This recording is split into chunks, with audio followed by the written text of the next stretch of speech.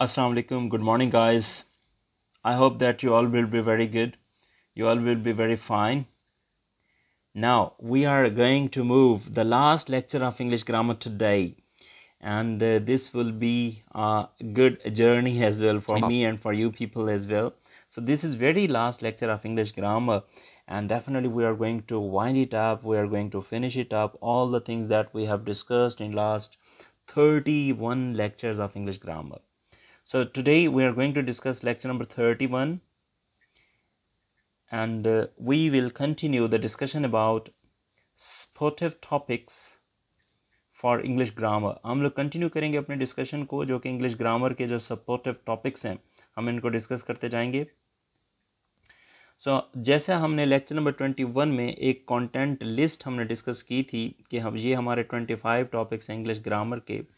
उस content list के मुताबिक इस वक्त हम लोग टॉपिक नंबर 20 पे हैं और टॉपिक नंबर 20 है metaphor. METAPHOR, metaphors. Metaphor shows the relation of situation. Metaphor shows the relation of situation with real thing. For example, number 1. He drowned in the sea of grief. He drowned in the sea of grief.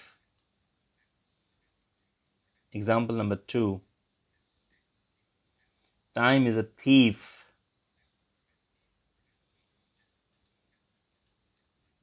Number 3. He is the apple of my eye. अब अगर इसकी explanation की बात की जाए तो इन तीनों examples में अगर देखा जाए सी यानी कि समंदर, टाइम और जो आइज़ हैं ये तीनों रियलिटी हैं. जो कि सिचुएशन से रिलेट करती हैं. और सिचुएशन कौन सी है? ग्रीफ है, थीफ है या एप्पल है. इसका मतलब ये है कि जो रियलिटी, जो रियल थिंग्स हैं, they have their own recognition. उनकी अपनी एक रिकग्निशन, अपनी एक पहचान है. But to show metaphor identification, लेकिन मेटाफोर आइडेंटिफिकेशन शो करने के लिए we are using situation for them. हम इनके लिए सिचुएशन यूज़ करते हैं. यानी कि सादा लफ्ज़ों में मेटाफोर क्या है कि कोई चीज़ रियलिटी है, वो हकीकत में एग्जिस्ट करती है. समंदर एक हकीकत में मौजूद है लेकिन सी ऑफ ग्रीफ वो किसी ने नहीं देखा.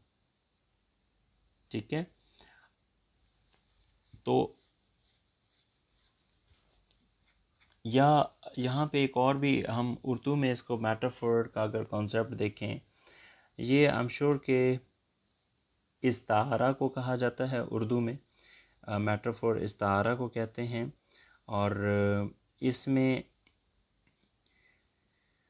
जैसे हम कहते हैं, जैसे हम कहते हैं कि he is lion, he is lion. या एक माँ कहती है कि मेरा बेटा चांद है. अब यहाँ पे चांद तो रियलिटी है लेकिन बेटा तो चांद नहीं है. लेकिन माँ जब कह रही है कि मेरा बेटा चांद है तो बेसिकली मेटाफोर का यूज़ हो रहा है. He is the lion. अब ही एक मेल आइडेंटिटी है, ही प्रोनाउन है. लेकिन जब हम कह देते हैं लायन, लायन तो रियलिटी है लेकिन जहाँ पे हमारे सामने तो एक मर्द बैठा हुआ है लेकिन हम कहते हैं ही इज़ लायन. हम मेटाफोर की कंडीशन यूज़ कर रहे हैं. नंबर 21 पे है सिमिलीज.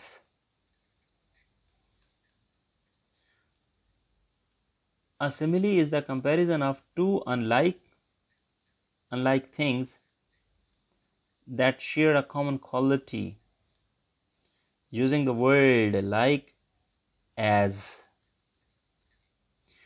Simile बेसिकली इंग्लिश के दो अल्फाज हैं like और as, जो कि दो चीज़ों के दरमियान कंपैरिजन करने के लिए यूज़ किया जाता है.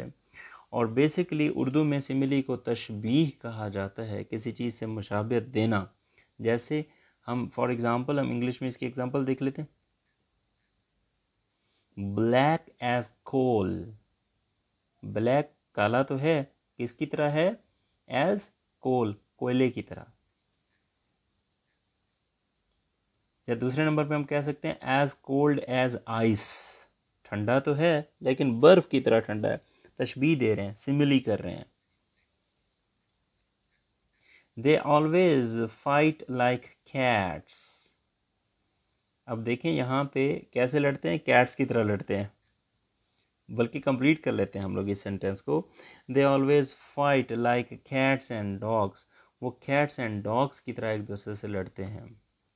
तो यहाँ पे हमने सिमिली यूज़ की, as cats and dogs. She eats like a bird, like a bird, she eats like a bird, वो खाती तो है लेकिन परिंदों की तरह खाती है, मतलब कम खाती है। लाइक एज, ये सिमिली को मेंशन कर रहे हैं। उर्दू में बाज़ औक़ात माँ कहती है मेरा बेटा शेर की तरह बहादुर है। अब शेर की तरह बहादुरी जो है वो बेटे को उसने मुशाबे दे दी शेर से। तो इंग्लिश में सिमिली, उर्दू में तशबीह। नंबर 22 पे है पर्सोनिफिकेशन। बहुत आसान है पर्सोनिफिकेशन समझना। When we compare the action of human to any non-living thing, जब हम किसी बेजान चीज़ के साथ किसी इंसान के एक्शन को रिलेट करते हैं, कंपेयर करते हैं, तो ये फिर हम उस चीज़ को पर्सोनिफाई कर रहे होते हैं।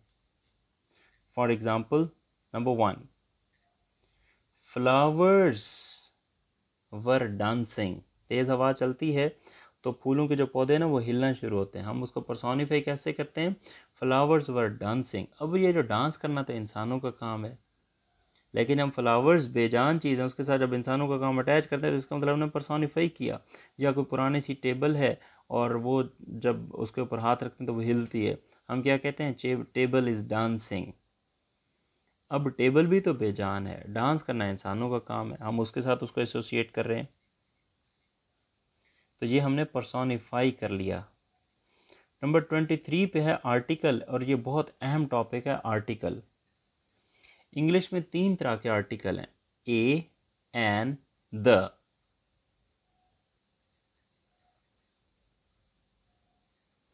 तो सबसे पहले हमारे पास हम इन तीनों आर्टिकल ए एन द का जो यूज़ है वो हम देख लेते हैं। नंबर 1 पे हमारे पास है आर्टिकल यूज़ ऑफ ए, जिसको ए भी कहा जाता है, आ भी कहा जाता है।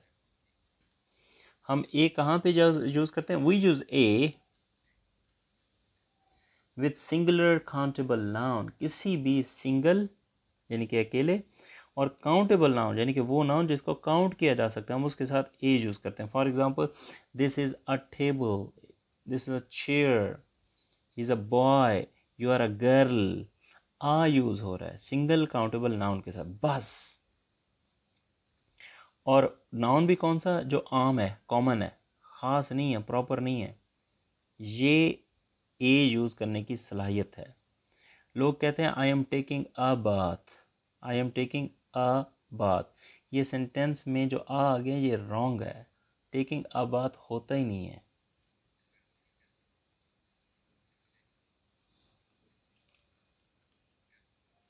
दूसरे नंबर पे हम बात करते हैं यूज़ ऑफ एन की। We use an with the words which gives the sound of a। हम लोग एन वहाँ पे यूज़ करते हैं उन इंग्लिश के नाउन से पहले जिनके जो नाउन वावल से स्टार्ट हो रहे हों, लेकिन साउंड किसकी दें? आ की साउंड दें। और यहाँ पे ये ज़रूर ज़हन में रखिएगा, जो मिसकंसेप्शन है कि जनाब ऐसे इंग्लिश के वर्ड जो वावल से स्टार्ट होते हैं हम उनके से पहले एन लगाते हैं, दिस इज़ रॉन्ग। ऐसे नहीं है। कंडीशन ये है, हर वो इंग्लिश का वर्ड जिसके स्टार्ट में आ साउंड आ रहा है, आ का साउंड आए, उससे पहले हमने एन लगाना है। For example, an elephant, an hour, an honest. अब ऑनेस्ट तो एच से शुरू होता है, he is an honest person, ये वावल तो नहीं है, फिर भी साउंड चूँकि आ का दे रहा है इस वजह से हमने एन लगा दिया। इसी तरह हम कहते हैं he is studying in university. अब यूनिवर्सिटी यू से शुरू हो रहा है, बेशक वावल है, हम एन तो नहीं लगा सकते ना, क्योंकि साउंड आ का नहीं है।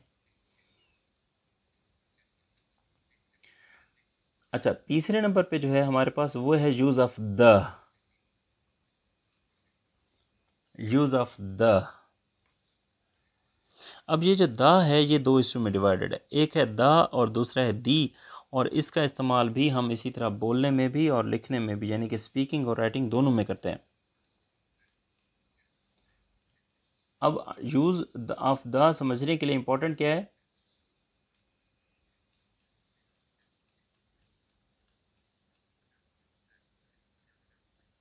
अब सुने ज़रा, सबसे पहले हम बात करते हैं use of the key. The हम वहाँ पे यूज़ करते हैं उस नाउन के साथ जो प्रॉपर हो और कॉन्सोनेंट से शुरू हो रहा हो। द हम उस नाउन के साथ यूज़ करते हैं जो प्रॉपर नाउन हो और कॉन्सोनेंट के साथ यूज़ हो रहा हो। यहाँ पे मैं आपको कुछ एग्जांपल दूंगा। For example, he is studying in the divisional public school. The divisional public school. I am going to the police station.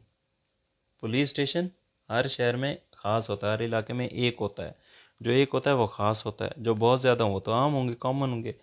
तो पुलिस स्टेशन पी से स्टार्ट हो रहा है, पी हमारा कॉन्सोनेंट है, इस वजह से हम इससे पहले द स्पीक आउट करेंगे। हालांकि द और दी स्पेलिंग सेम है, सिर्फ प्रोनाउंसिएशन का फ़र्क है, ये ज़रूर जहन में रखिएगा। और जब हम इंग्लिश स्पीकिंग कर रहे होते हैं तो हमारा जो कॉमन सेंस है वो इसी द और दी से ही मेजर किया जाता है, जज किया जाता है। कोई भी इंग्लिश का वर्ड जो कॉन्सोनेंट से शुरू हो रहा हो और वो प्रॉपर हो तो हम द बोलेंगे।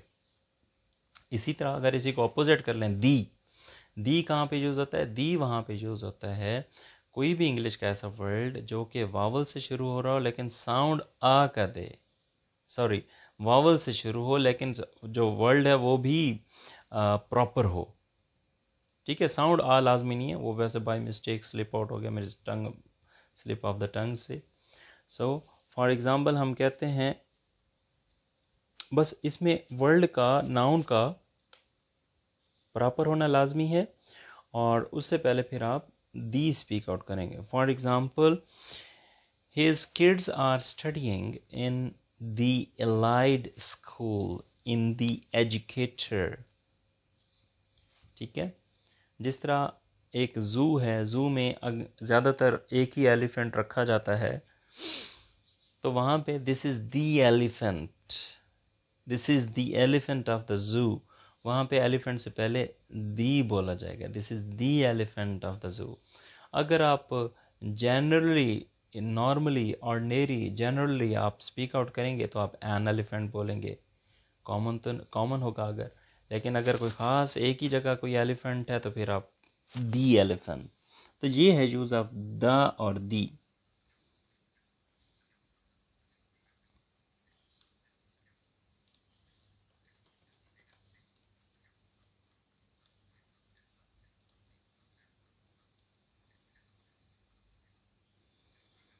तो द की कुछ और एग्जांपल भी आपको दे देता हूँ। The flying club in the city, the flying club.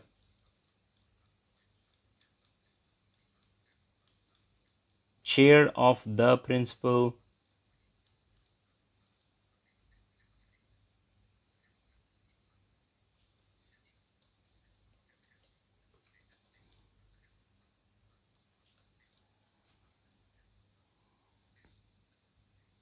सो 24 पे हमारे पास एक टॉपिक है और ये है verb name, names of the verb, verb के नाम क्या हैं। वर्ब के जो नेम्स हैं, 4 नेम्स हैं जी वर्ब के। जैसे ये basically forms of the verb की बात हो रही है इस टॉपिक में। 4 फॉर्म्स हैं, first form, second form, third form, fourth form. First form को प्रेजेंट फॉर्म कहा जाता है, सेकंड फॉर्म को पास्ट फॉर्म कहा जाता है, थर्ड फॉर्म को पास्ट पार्टिसिपल कहा जाता है और फोर्थ फॉर्म को प्रेजेंट पार्टिसिपल कहा जाता है। इसकी एग्जांपल मैं आपको देना चाहूँगा, go, went, gone, going, first, second, third, fourth. Read, read, read, reading. Study, studied, studied, studying. Use, used, used, using. ठीक है जी, ये है। अच्छा, वैसे अगर आपको याद हो तो मैंने वर्ब के आपको कैटेगरीज भी बताई थी उसमें, कि 2 कैटेगरीज होती हैं, रेगुलर वर्ब और इर्रेगुलर वर्ब्स। रेगुलर वर्ब तो वो होते हैं ना जिनके सेकंड फॉर्म और थर्ड फॉर्म के साथ ईडी आता है, और रेगुलर वो होते हैं जो ईडी के बगैर होते हैं। जैसे बेक, बेक्ड, बेक्ड, ये हमारे पास रेगुलर वर्ब हैं, बेक्ड ईडी वाले। और इसी तरह राइट, रोट, रिटन, ये हमारे पास इरेगुलर वर्ब है। 25 पे टॉपिक नंबर लास्ट है हमारा, और ये है WH word. WH word are those words which we use to ask question. ये वो वर्ड होते हैं जो कि हम क्वेश्चन पूछने के लिए यूज़ करते हैं। When, why, what, where, which, who, how, ये सारे हमारे WH वर्ड हैं, और ये हम स्टेज नंबर 2 टेंसेस में इनको बहुत अच्छी तरह डिस्कस भी कर चुके हैं। So student, alhamdulillah we have completed our all English grammar topics. This is it till now. जहन में रखें कि लेक्चर सुनना उस वक्त आपके लिए बहुत ज़्यादा यूज़फुल हो जब आपके अंदर इंटरेस्ट होता है। नंबर 1, इंटरेस्ट का जो लेवल है, अगर आप बहुत अच्छे कैंडिडेट हैं या बहुत अच्छे स्टूडेंट हैं, इंटरेस्ट का लेवल आपने कभी डाउन नहीं होने देना अपना, कभी भी ज़िंदगी भर। ये मैं आपको पहली टेक्निक बता रहा हूँ। आपने अपने इंटरेस्ट का जो लेवल है, चाहे आप कितने बड़े स्केल पे क्यों ना पहुँच जाएं, अपना इंटरेस्ट कभी डाउन ना होने दें। अपनी ज़िंदगी के अंदर रंग खुद तलाश करें, अपनी ज़िंदगी के अंदर दिलचस्पी या इंटरेस्ट खुद बना के रखें। ये बहुत इंपॉर्टेंट है। दूसरे नंबर पे, जब आपका इंटरेस्ट डाउन नहीं होता तो दूसरे नंबर पे ऑटोमेटिकली इसका फ़ायदा आपकी शख्सियत के अंदर जो और एरियाज़ होते हैं उनको होता है। चाहे आप अपनी डोमेस्टिक लाइफ में कोई काम कर रहे हों, अपनी एजुकेशनल कैरियर में कोई काम कर रहे हों, प्रोफेशनल लाइफ में कोई काम कर रहे हों, या अपनी कैरियर डेवलपमेंट, पर्सनालिटी, कुछ भी आप काम कर रहे होते हैं, इंटरेस्ट ऐसी चीज़ है जो आपकी ज़िंदगी के हर एरिया को टच करता है। इंग्लिश ग्रामर के आपने लेक्चर सुने, बहुत अच्छी बात है, आपने सारे लेक्चर सुने, आपने नोट्स बनाए, बहुत अच्छी बात है। लेकिन कंडीशन ये है, शर्त ये है कि जब आप इन चीज़ों को अच्छी तरह याद करें और अपनी फिंगर टिप्स पे करें, और प्रैक्टिकली अपनी रोज़मर्रा ज़िंदगी में, या जो आपके जो भी आप प्रिपरेशन, चाहे आप पब्लिक सर्विस कमीशन की कॉम्पिटिटिव एग्ज़ाम की तैयारी कर रहे हैं या कुछ भी कर रहे हैं, आप इनको यूज़ करें, इन चीज़ों को समझ के रखें। हमारे पास चीज़ें मौजूद होती हैं, लेकिन सबसे ज़्यादा नुकसान जो होता है कि वो सिर्फ मौजूद होती हैं, हम उनको यूज़ नहीं करते। चीज़ों की एग्जिस्टेंस उस वक्त आपके लिए यूज़फुल है जब आप उनको यूज़ करें, वरना चीज़ें एग्जिस्ट करती हैं लेकिन यूज़ नहीं होती। और यही फ़र्क होता है एक सक्सेसफुल और अनसक्सेसफुल स्टूडेंट में या कैंडिडेट में। आपके लिए इम्पॉर्टेंट है कि आप इन चीज़ों को अच्छी तरह समझें। ये जो इंग्लिश ग्रामर है, ये आपके यकीनन स्कूल लेवल पे भी यूज़फुल है, कॉलेज लेवल पे भी यूज़फुल है, यूनिवर्सिटी लेवल पे भी यूज़फुल है, और after completion of your degrees, जब आप जॉब टेस्ट के लिए तैयारी करेंगे, तब भी आपके लिए ये इंग्लिश ग्रामर बहुत इम्पॉर्टेंट है जो हमने इन लेक्चर्स में डिस्कस की है। मैं ग्रामर की इस ज़रूरत को समझते हुए, स्टूडेंट को आइडिया था कि ग्रामर क्या है, लेकिन प्रॉब्लम ये था कि वो ग्रामर लाइन अप नहीं थी, चीज़ें बिखरी हुई थी। पार्ट्स ऑफ स्पीच, स्टूडेंट हमेशा, मैं जब भी स्टूडेंट से मिला हूँ तो स्टूडेंट्स कंफ्यूज ही दिखाई दिए इसी सिचुएशन में कि जनाब पार्ट्स ऑफ स्पीच किस लेवल पे आता है, पार्ट्स ऑफ स्पीच कितना पढ़ना चाहिए, parts of speech English stage में कैसे होता है, इसकी अहमियत क्या है। फिर वो चीज़ों को ढूंढते हैं तो मुख्तलिफ जो उनको लेक्चर्स या टॉपिक्स मिले हैं उन सब का स्टैंडर्ड डिफरेंट है। ये जो इंग्लिश ग्रामर के जो हमने 31 लेक्चर में टोटल इंग्लिश ग्रामर हमने कंप्लीट की है, सो लेक्चर नंबर 1 से लेके लेक्चर नंबर 31 तक ये सारा सीक्वेंस वाइज हुआ है, स्टेज वाइज हुआ है। यही इंग्लिश ग्रामर की एक हैंडसम तरतीब है, और इसी ऑर्डर के साथ ही आपने पढ़ना है और समझना है, चीज़ों को आगे पीछे आपने नहीं करना। Because stage number 1 parts of speech वो हमने शुरू के लेक्चर्स में डिस्कस की है, stage number 2 tenses, stage number 3 active voice, direct indirect, passive voice, और स्टेज नंबर 4 है डायरेक्ट और इनडायरेक्ट। और बाकी लेक्चर नंबर, ये सारी जो स्टेज हैं लेक्चर नंबर 1 से लेके लेक्चर नंबर 28 तक हमने चारों स्टेजेस कवर किए हैं। लेकिन लेक्चर नंबर 29 से लेके लेक्चर नंबर 31 तक ये जो 3 लेक्चर थे, इसमें ग्रामर के हमारे मिसलिनियस टॉपिक थे, supportive topic for English grammar थे। सो हमने चीज़ों को एक ज़रा प्रोफेशनल अप्रोच के साथ डिस्कस किया है। आप इनको देखें एंड डेफिनेटली ये आपके लिए एक नॉलेज है। It is not an education but it is knowledge for you. So आप इस नॉलेज को ग्रिप करके रखें, इसको शेयर करें अपने बाकी कॉन्टेक्ट्स के साथ, बच्चों के साथ, कोलीग्स के साथ, ताकि इस नॉलेज को स्प्रेड किया जा सके। ये एक ऐसी इन्फॉर्मेशन है जो हर लेवल के स्टूडेंट और हर लेवल के कैंडिडेट के लिए बहुत यूज़फुल है। सो दुआओं में याद रखिएगा, अपना ख्याल कीजिएगा। अल्लाह पाक आप सबको कामयाबी और तरक्की अता करें। Thank you very much. Take good care, good bye and good luck.